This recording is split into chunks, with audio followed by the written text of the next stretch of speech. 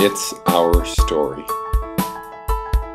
Diane Coleman, Chicago, Illinois. Not Dead Yet is a national disability rights group that opposes legalization of assisted suicide and euthanasia. Specifically, active euthanasia is opposed and non-voluntary passive euthanasia, which means that last one is killing through the withholding of life-sustaining medical treatment against the will of the person. And why is it important to stop euthanasia? Why are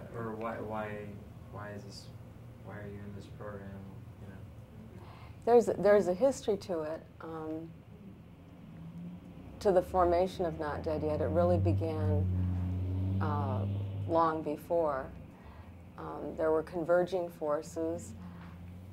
One area is known as the baby doe cases, which involved newborns with spina bifida and Down syndrome.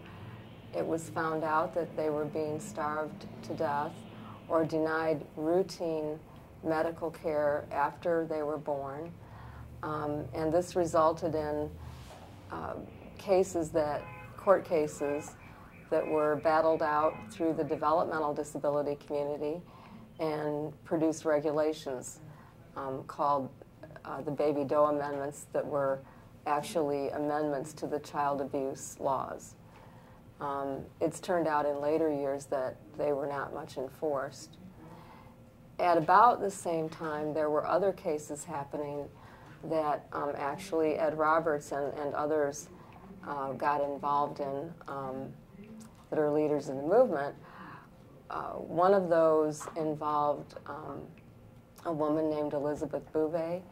She was in the Los Angeles area. She had CP, cerebral palsy. She was age 26, and she'd had some really serious setbacks in her life, a miscarriage, a marriage breakup.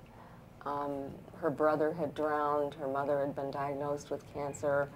Vocational rehabilitation had been messing with her benefits. And she checked herself into a hospital to try to starve herself to death and receive morphine and comfort care. And the media and the press and the judges and most of the community, the medical people even, tended to agree to say that, yes, she should want to die because of her disability and we should help her. It was called a, quote, right to die case.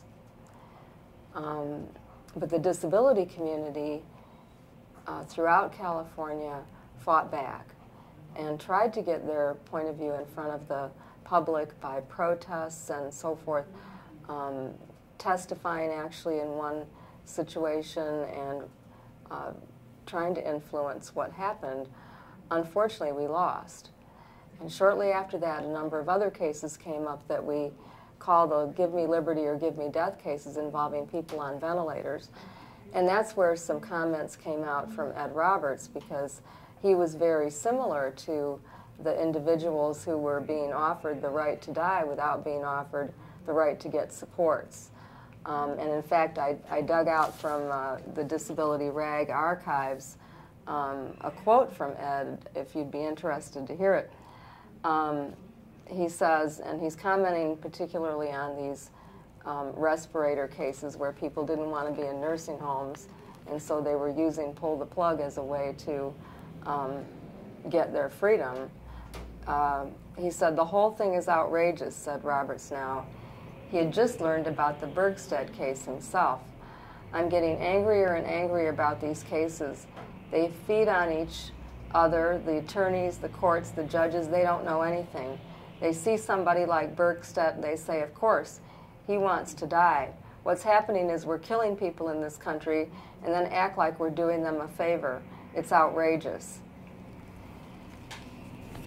Those comments of Ed's really are a precursor to an increasing concern that people had over the 80s and 90s about the euthanasia movement, really devaluing the lives of people with disabilities and using all kinds of legal sophistry and stereotypes to justify medical killing of people with disabilities.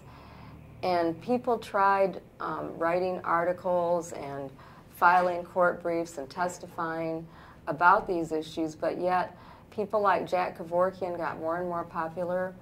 And so finally it became clear that there was a need for a group similar to ADAPT to take the issue to the streets, because all the nice ways of doing things were not working.